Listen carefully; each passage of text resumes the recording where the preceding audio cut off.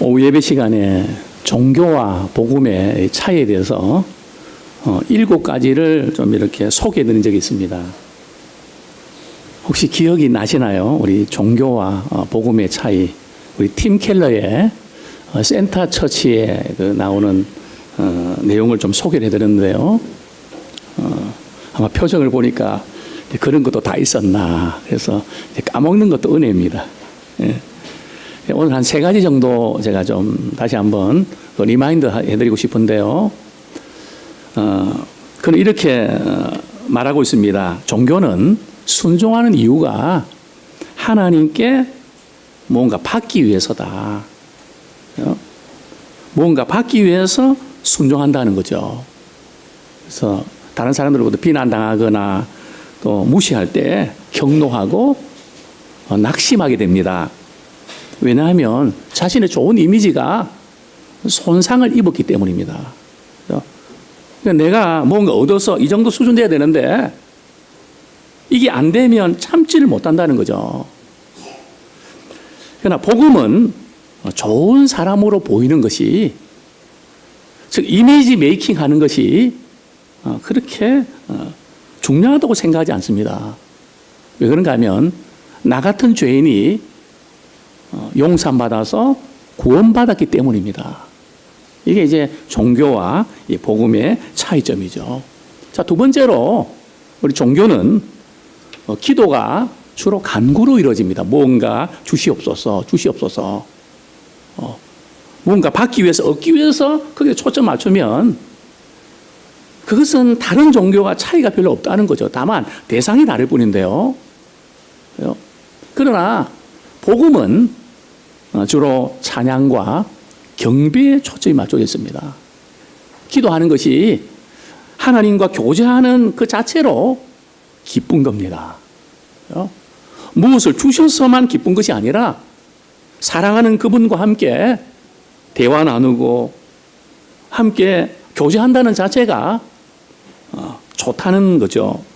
자, 3번째로 이 종교는 나의 조건이나 성취로 인해서 하나님이 나를 받아주신다고 생각합니다. 내가 뭔가 잘해야 되고, 내가 열심히 해야 되고, 하나님 마음에 쏙 들어야 되고, 그래서 이런 것들을 갖추어질 때에 하나님이 나를 잘 봐주실 거야. 뭐 이런 거죠. 그래서 이런 것들이 이제 나의 주된 희망이 되고, 행복이 되고, 안정감이 되고, 중요한 것으로 자리매김을 합니다. 반면에 복음의 사람은 뭐 이런 것들이 필요는 하지만 이런 것들이 있어도 좋고 없어도 별 문제가 안 됩니다. 왜냐하면 여호와는 나의 목자가 되시기 때문에 나는 부족함을 모르기 때문에 그렇습니다. 오늘 저는 이 말씀을 통해서 과연 나는 종교인인가? 아니면 그리스도인인가? 제가 7가지 중에서 한 3가지만 좀 제시를 했는데요. 어느 쪽으로 좀 이렇게 기울어지는 것 같습니까? 저도 지난 금요일 날 이것 때문에 참 고민하면서 잠이 잘 안 옵니다. 너는 종교인이냐, 그리스도인이냐? 목사님, 종교인하고 그리스도인하고 비슷한 거 아닙니까? 아니요. 세상 사람이 올 때는 뭐 기독교나 불교나 이슬람교나 뭐 다 뭐 같은 종교라고 보지만 우리가 성경적으로 볼 때는 이 종교와 기독교는 접근 방식이 다릅니다. 완전히 다릅니다. 어떻게 다른가 말이죠.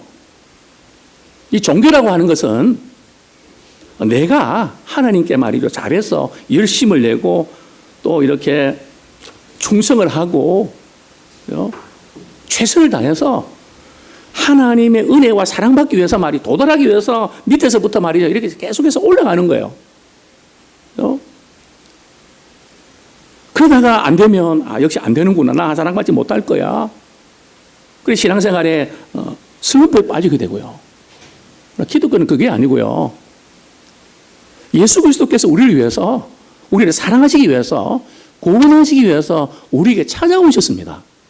그리고 그분이 우리의 죄를 위해서 십자가 지시면서 그분을 믿을 때 그것을 받아들일 때에 우리는 구원을 선물로 받게 되는 겁니다.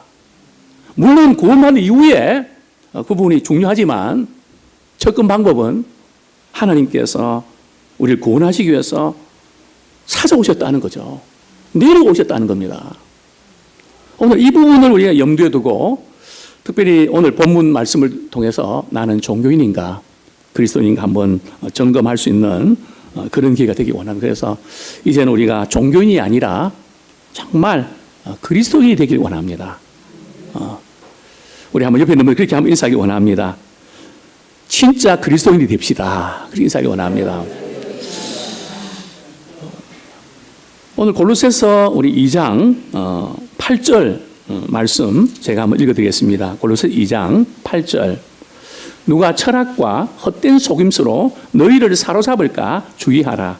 이것은 사람의 전통과 세상의 초등학문을 따름이요 그리스도를 따름이 아니니라.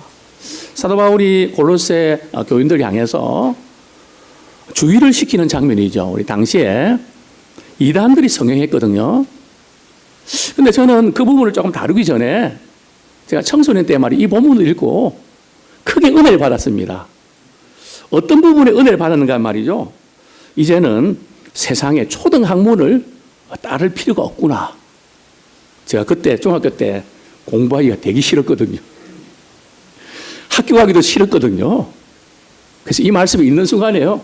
얼마나 은혜가 되는지 또 위로가 되는지 진짜 딱이다. 그죠? 근데 알고 보니까 성경 본문이 그게 아니었습니다. 그죠? 자, 오늘 본문에서 철학이라는 게 그 이단이라는 걸까요? 사람의 어떤 전통이라는 게, 관습이라는 게 잘못된 것일까요? 또 세상에 우리가 초등학문 배우는 게 잘못일까요? 그러더니 어떤 중학교 선생님이 중등학문은 괜찮나요? 그러더라고요. 이 초등학문은 일반 학문하고 똑같습니다. 그죠?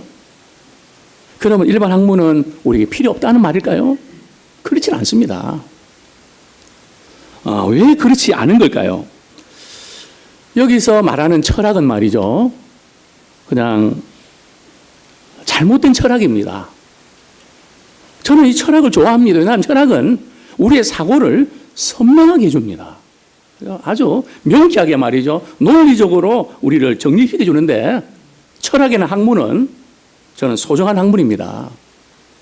그러나 오늘 이 시대에 지금 당시에 골로새 교회는 잘못된 철학이 유행했습니다. 그 잘못된 철학이 어떤 철학인가 하면 바로 영지주의 철학이죠.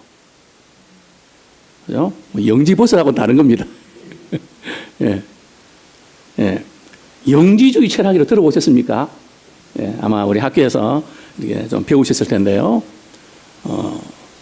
그리스 유명한 그런 철학의 이론인데 굉장히 많은 영향을 끼쳤죠. 이것이 골로새 교회도 성도들에게도 영향을 끼쳤습니다. 이건 어떤 이론인가 하면 말이죠. 육체와 영혼은 이게 분리되어 있다는 겁니다.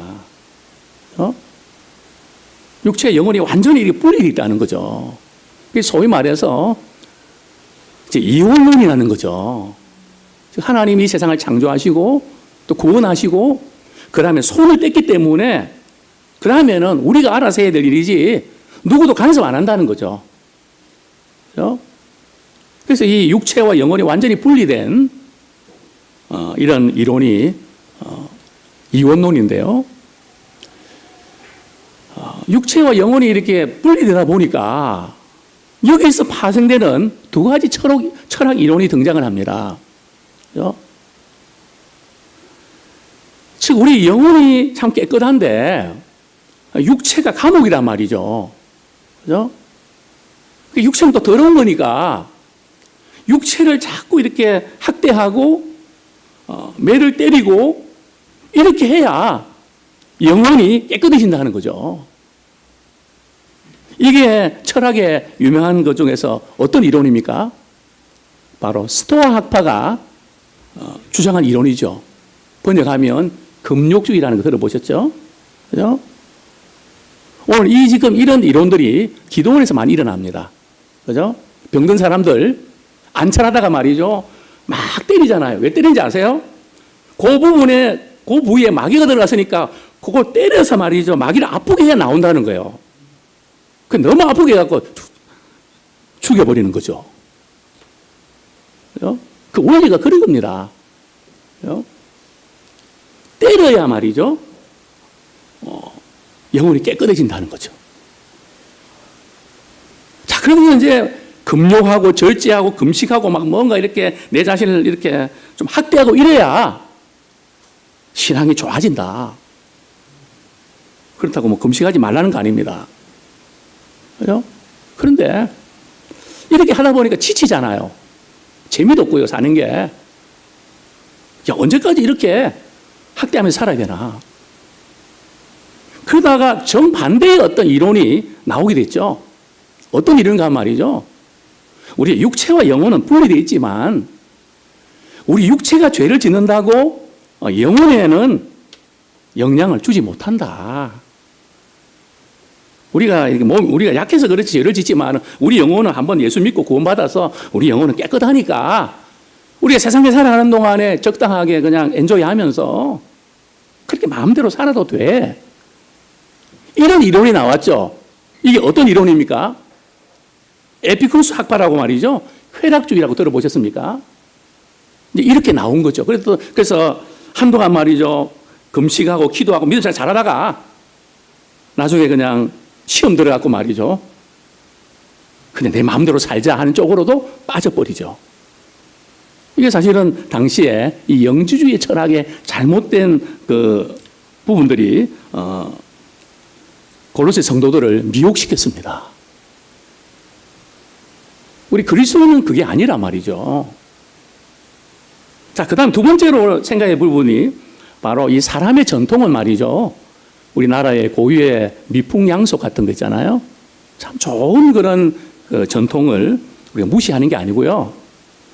여기에 지금 그 전통이라는 것은 뭘 말하는가 하면 우리 마가복음 7장 8절. 마가복음 7장 8절. 우리 같이 한번 읽겠습니다.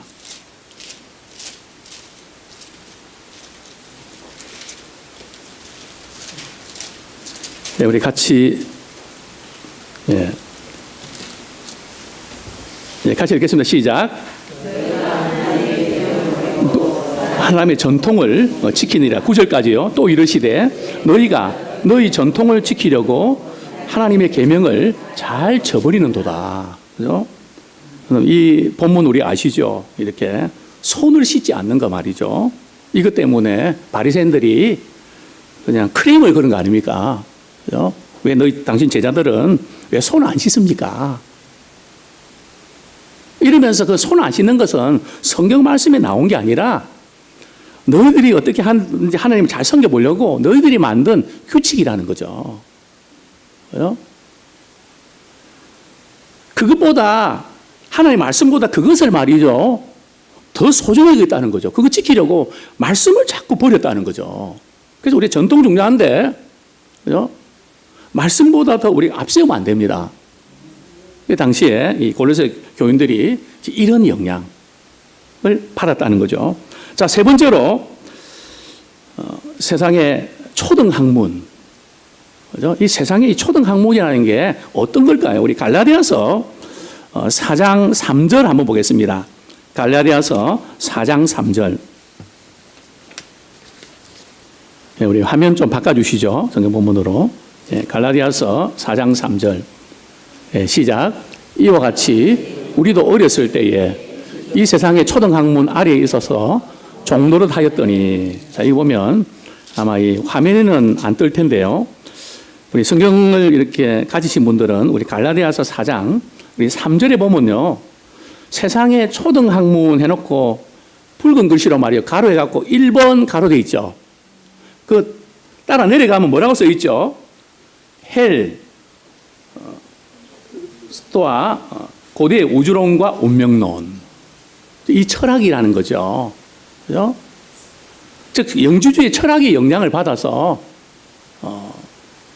이런 그 이론들, 이런 쪽의 영향을 받으면 안 된다는 거죠. 그 영향은 다른 게 아니고요. 우리 그리스도는 진리 안에서 자유를 누린 사람입니다. 그러나 이단들과 철학들은 말이죠. 어떤 규칙을 세워놓고 거기에 도달하지 못하면 징계를 받고 다시 죄의 속박으로 돌아가는. 그래서 우리 그 갈라디아서 4장 9절에 보면 제가 읽겠습니다. 하반절.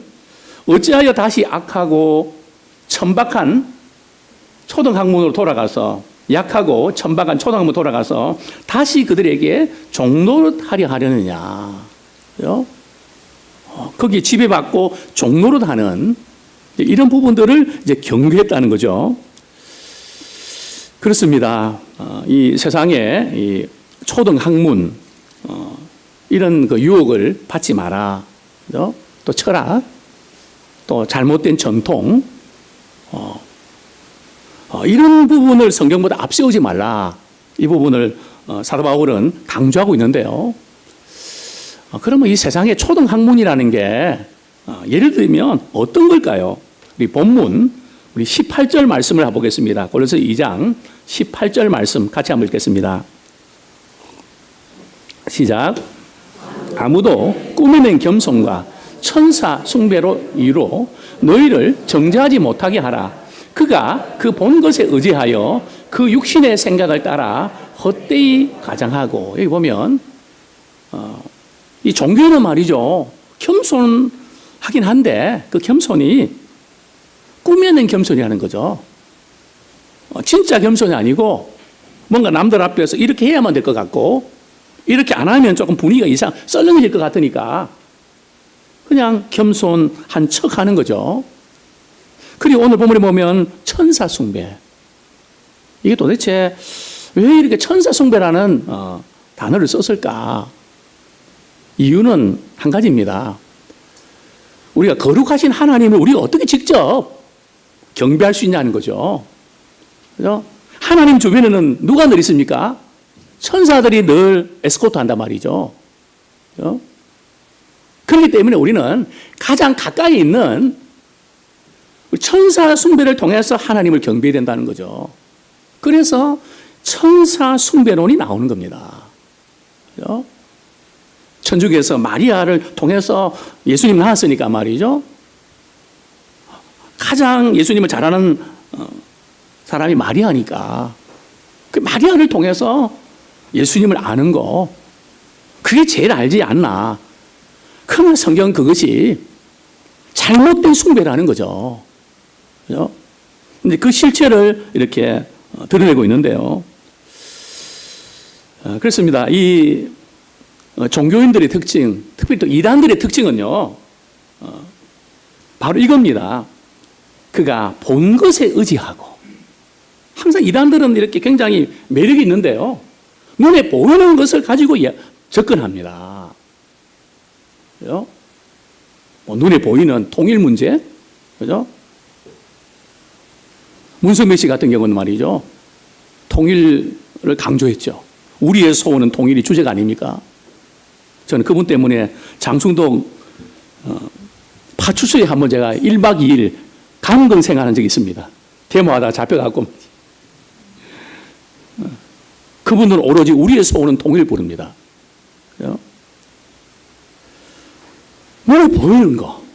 그 다음에 그들은 말이죠, 육신의 생각을 따른다는 거예요. 육신의 생각에 필요한 그 부분들을 따른다는 거죠. 그래, 헛되이 과장한다는 거죠. 여기만 구원이 있고, 여기만 복음이 있고, 여기 와야만 은혜를 받고, 그죠? 카테고리를 만들어 놓는다는 거죠. 자, 이런 그 잘못된 이단들과 잘못된 철학, 또 이것이 종교인의 특징입니다. 그죠? 이 종교인의 특징이 뭔가 하면, 우리 본문 22절, 23절 말씀, 우리 같이 읽겠습니다. 시작.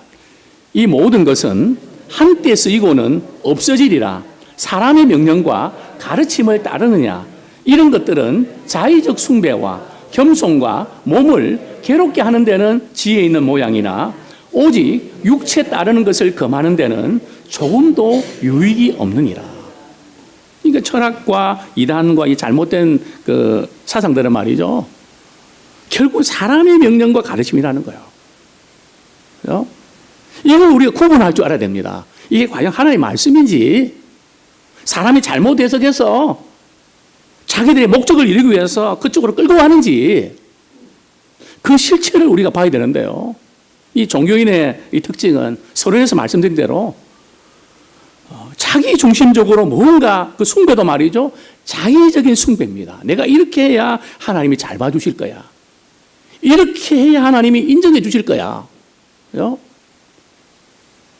항상 거기에서 이렇게 울었다가 웃었다가 한다는 거죠. 이게 바로 우리 종교인의 특징인데요. 과연 참 우리는 어떤지, 만약에 우리가 종교 생활에 만족하고 있다면 우리는 종교인에 해당합니다. 그렇죠? 내가 주일날 교회 와서 예배드리고 또 말씀 듣고 또 몇 가지 봉사하고 내 할 의무하고 이러면 내가 신앙생활 한 거 다 했다. 신앙생활은 말이죠, 내가 할 만큼 했다가 없는 거예요. 우리가 서로 사랑하는데 말이죠, 나 당신 사랑할 만큼 했다니까? 뭘 더 해? 뭘 더 바래? 이러면 진정한 사랑이 아니죠. 그렇죠? 그러나 이 자의적 숭배 종교는 나 요만큼만 할래요. 더 이상은 나한테 부담 주지 마세요. 항상 카테고리를 정한단 말이죠. 그 이상은 나는 그렇게 못합니다. 이게 바로 종교인의 실체인데요. 그래서 항상 우리는 더 나은 사람이 되어야 되는 거예요. 더 신앙생활 잘해야 되고, 더 멋있게 보여야 되고. 근데 이게 가능할까요? 다소마, 내가 몇 년 지나면 더 나은 사람 될 수 있을까? 제가 가르쳐 놓은 청년은, 목사님, 제가 돈 많이 벌어갖고 말이죠, 그럴듯한 사람이 되어서 말이죠, 제가 목사님께 짠하고 나타날게요. 저는 그러면 그렇게 이야기합니다. 그렇게 되면 좋겠지만 지금 나타나. 힘들 때 나타나. 어려울 때 나타나. 있는 모습 그대로 와. 그때 더 내가 필요한 거지. 우리는 더 나은 사람이 되기 위해서 애쓰는 게 아니에요. 주님이 우리를 있는 것들을 받아주셨는데 그냥 주님께 나가면 되는 거예요. 또 내가 할 수 있는 부분들 또 감당하면 되는 겁니다. 특별히 종교인의 대표적인 인물이 누군가 하면 바리새인입니다. 바리새인은 신앙생활 열심히 했거든요. 가나안 현장에 잡힌 여인을 말이죠, 잡아다가 예수님, 이 여인 어떻게 할까요? 율법에는 돌로 쳐 죽이라 그랬는데 어떻게 할까요?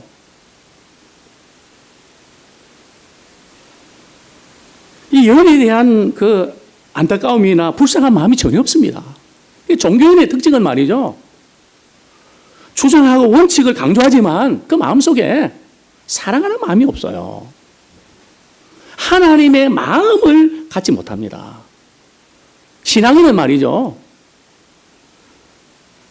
하나님이 나를 어떻게 사랑하셨는지 그 관점에서 본단 말이죠. 그렇죠?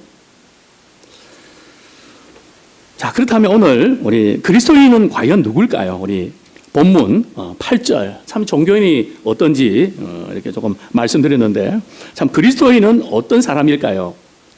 우리 8절 하반절에 봅니다. 그리스도를 따름이라. 그죠? 그리스도 따름이 아니니라 이렇게 됐는데요. 잘못된 이단들은 그리스도를 따르지 않는다는 거죠. 자기 생각, 주장 이걸 따르지, 내 원칙을 따르지 그리스도를 따르지 않는다는 거죠. 그리스도인은 누군가 하면요, 그리스도를 따르는 사람입니다. 그리스도인은 그리스도 안에 거하는 사람입니다. 그렇죠? 이게 이제 신앙생활의 핵심이거든요.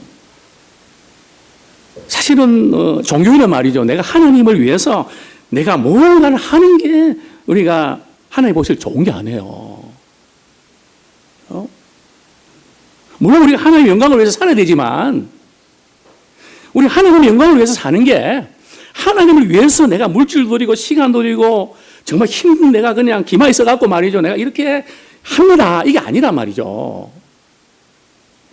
우리 하나님의 영광을 위한다는 것이 우리가 이렇게 하나님 뭔가 부족한 것 같아서 내 쪽에서 말이죠. 하나님께 부족한 걸 채워드리는 그게 아니란 말이죠.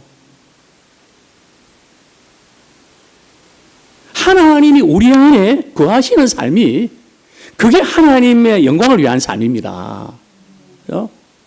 그래서 항상 우리가 뭔가 이렇게 뭘 해야 되고 뭔가 채워져야 되고 뭔가 갖추어야 되고 이런 자기를 돌아보는 건 필요하지만 지나치면 안 됩니다. 정말 우리가 그리스도인이 되면 말이죠. 뭐가 달라지는가 하면 우리 그리스도 안에 거하면 뭐가 달라지죠?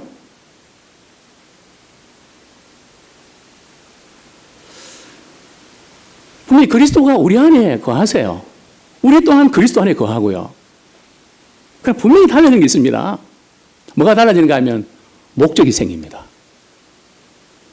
이전에는 뭐 남들이 그렇게 사니까 나도 그러느니 하고 살았는데 말이죠. 내가 그리스도를 만나고 그분 안에 거할 때에 새로운 목적이 생겼습니다.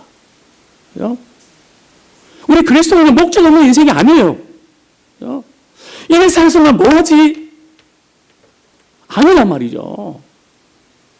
그리스도 안에 거할 때에 새로운 피조물이고 새로운 목적이 생깁니다. 어떤 목적입니까? 하나님 우리를 사랑하신 것처럼 나도 가장 가까운 사람부터 사랑하는 겁니다. 그래서 하나님의 영광을 드러내는 겁니다. 또 그분께 쓰임받는 겁니다. 쓰임받기 위해서 실력을 갖추는 겁니다. 내가 말빨이 설라 그러면 남한테 영향을 끼치려 그러면 남들이 해내지 못하는 그런 영역들을 해내는 겁니다. 그를 위해서 부단히 기도하면서 노력을 다하는 겁니다. 우리 그리스도니까 하면 새로운 목적이 생기죠. 그리고 내가 무엇을 해야 될지 압니다.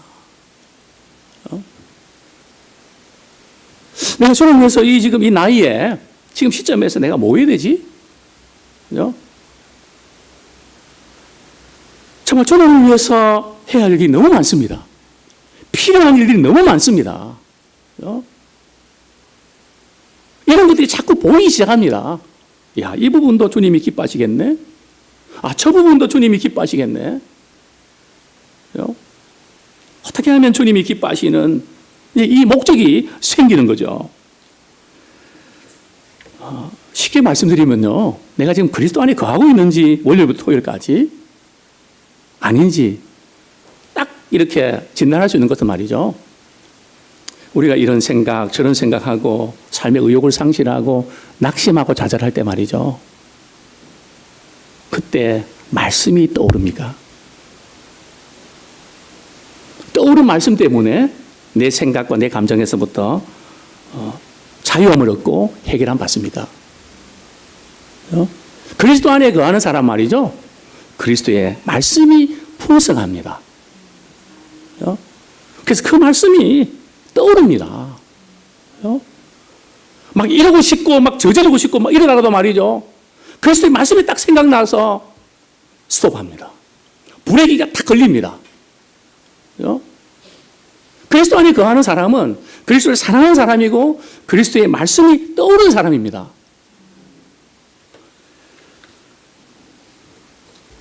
우리 본문 9절 말씀, 우리 골로새서 2장 9절 말씀, 우리 그리스도 안에 거하는 사람에게 놀라운 특권과 풍성한 삶이 있는데요. 자, 우리 9절 10절 한번 같이 읽겠습니다. 시작. 그 안에는 신성의 모든 충만이 육체로 거하시고 너희도 그 안에서 충만해졌으니 그는 모든 통치자와 권세의 머리시라. 우리가 예수 믿는 것, 우리가 그리스도 안에 거하는 것 말이죠. 주일날 교회 가서 예배드리 그 정도 차원이 아니고요. 우리 하나님께서는 그리스도 안에 말이죠. 신성의 모든 충만이 거기에 거하게 하셨습니다. 그리스도 안에서만 하나님의 신성이 충만하게 거하는가요? 아니요. 예수 믿는 사람에게 그리스도 안에 있는 사람에게도 하나님의 신성이 충만합니다. 10절에 보면요. 너희도 그 안에서 충만하여졌으니. 우리 그리스도인들은 말이죠. 하나님의 놀라우신 풍성한 은혜를 체험하면서 누리면서 사는 거예요. 내가 온 것은 생명을 얻게 하려 함이 아니라 풍성한 삶을 누리게 하려 함이라. 정말 우리의 삶은 드라이하지 않습니다. 건조하지 않습니다. 풍성한 삶을 누립니다. 남들은 한 가지 기쁨을 누리지만 우리는 3종 기쁨을 누립니다. 그거 아세요? 우리가 봉사하고 뭐 할 때도 세상 사람들도 구제할 때 기쁨 누리지만 우리는 3종 기쁨입니다. 내가 기쁘고 하나님이 기뻐하시고 그것을 또 혜택 받는 분들이 기뻐하고 차원이 다르단 말이죠. 그래서 우리가 그리스도 안에 거한다는 것은 그리스도와 연합한다는 겁니다. 우리 믿음 생활은 그리스도와 연합하는 겁니다. 부부가 연합하죠. 그래서 한 몸이 되는 것처럼 우리 신앙은 그리스도와 연합하는 겁니다. 그 연합이 뭔가 하면 말이죠. 예수는 나를 위해서 십자가에 못 박이실 때 바로 내가 그 자리에 있었다는 거예요. 내 죄와 욕심이 거기에 십자가에 못 박혔고요. 예수님이 장사 지냄받을 때 나의 모든 죄도 예수님과 더불어 무덤에서 장사 지냄받았고 예수님의 사흘 만에 부활하심으로 말미암아 우리의 모든 죄에서 자유함을 얻고 우리는 하나님 주시는 은혜 안에서 진리를 우리가 누리게 됐다는 거죠. 자, 여기에서 우리가 한번 기억해 봐야 될 부분들이 있습니다. 우리가 이 죄사함의 이 근거가 어디 있습니까? 그죠? 우리의 죄가 사함받았다는 근거를 어디서 찾아야 될까요? 오늘 많은 분들이 이론적으로는 지식적으로는 알고 있는데 오해하고 있는 것이 있습니다. 쉽게 말씀드리면 우리의 죄가 사함받은 것이 말이죠. 하나님의 자녀입니까? 하나님의 공입니까? 하나님의 사랑입니까? 하나님의 공입니까? 다솜이가 한번 이야기해 볼래? 우리의 죄가 사함받은 것이 하나님의 사랑인가요? 하나님의 공인가요? 예. 하여튼, 다솜이가 눈치는 엄청 빨라가고. 예. 물론 우리 하나님의 사랑 때문에 우리가 죄 사함 받은 거 맞는데요. 사랑만이 아니고 하나님의 사랑과 공입니다. 이 두 가지가 같이 근거합니다. 근데 우리가 지금 어디서 무너지는가 하면 우리가 죄를 짓잖아요. 그러면 우리는 어떤 느낌과 생각을 갖게 되죠? 내가 죄를 지었기 때문에 하나님이 나를 사랑하시지 않을 거야. 이 딜레마에 넘어진다는 거죠. 하나님이 나를 사랑하지 않을 거야. 이렇게 생각이 들면 죄에 대한 자책감이 깊어지죠. 또 마귀는 그걸 가지고 말이죠. 너 그거 잘못했잖아 하고 덤벼듭니다. 그죠? 공격이 들어옵니다. 우리가 죄사함 받은 것은 하나님의 사랑만이 아니고요. 하나님의 공입니다. 그죠? 우리가 이 죄사함에 대한 확신은 우리 하나님의 이 공의에 대한 이 부분도 강조해야 됩니다. 그죠? 즉 우리의 죄 때문에 나는 죽을 수밖에 없었지만 예수님이 내 대신 십자가에 지심으로 하나님의 공의를 만족시키신 겁니다. 그죠? 그래서 우리는 죄로부터 자유함을 얻게 된 거죠. 그죠? 그럴 때 우리 하나님의 공의의 이 부분을 또 강조할 때에 우리는 죄사함에 확신이 있는 겁니다. 그죠? 뭐 예를 들면 이런 거죠. 아무래도 내가 예수 믿기 전에 지은 죄는 다 용서받은 것 같지만 믿고 난 이후에 그 죄는 용서 못 받은 것 같아. 그래서 하나님 나를 사랑하지 않을 것 같아. 이런 생각이 물씬물씬 들어올 때가 있단 말이죠. 그때 어떻게 해결하나요? 그런 생각이 안 드나요? 들죠. 항상 우리가 딜레마에 빠지는 게 바로 그거 아니에요? 뭔가 말씀 듣고 이렇게 하나님의 자녀로서 걷다가 무슨 문제가 생기면 그쪽으로 말이 우리는 늪속에 자꾸 빠져들어간단 말이죠. 그럴 때 우리가 어떻게 헤어나오죠? 그래 내가 잘못했어. 실수했어. 그래서 나 마음 아파. 마음에 걸려. 근데 예수님이 모든 죄를 사해 주시기 위해서 십자가에 죽으셨어. 그리고 그분께 회개하면 모든 불의에서 깨끗하게 해주신다고 하셨어. 그래서 나는 그 문제 끝난 거야. 마침표를 딱 찍어야 되는데 말이죠. 계속 물음표만 다는 거죠. 그래서 안 되는 거야. 그래서 안 되는 거야. 그래서 벌 받는 거라니까. 될 일이 없어. 될 리가 없어. 우리 요한일서 1장 9절 보겠습니다. 우리가 사랑만으로 우리가 죄사함 받은 게 아니라 다른 부분이 있다는 거죠. 요한일서 1장 9절. 같이 한번 읽겠습니다. 시작. 만일 우리가 우리 죄를 자백하면 그는 미쁘시고 의로우사 우리 죄를 사하시며 우리를 모든 불의에서 깨끗하게 하실 것이요. 자기 보면 그분은 의로우시기 때문에 우리 죄를 사하시며, 그렇죠? 단순한 하나님의 사랑뿐만이 아니라 그분은 재판관처럼 말이죠. 법적으로 완벽하게 모든 공의를 지키시는 분이십니다. 그 공의로운 죄에 대한 심판을 예수님이 담당하셨고요. 그래서 우리는 그분을 믿음으로 죄사함에 확신이 있는 겁니다. 이제 말씀을 우리가 조금 정리를 하겠습니다. 그리스도 안에 거하는 사람은 하나님의 신성이 말이죠. 충만히 거하는데 우리는 늘 마음에 공허함을 느낍니다. 벌써 우리 마음에 공허함을 느끼고 있다는 것은요, 제가 볼 때는 인생의 목적을 상실했다는 겁니다. 항상 이 문제 부딪힙니다. 내가 살아서 뭐하지? 내가 이렇게 살아서 뭐하지? 인생의 목적을 상실하면 공허한 인생이 됩니다.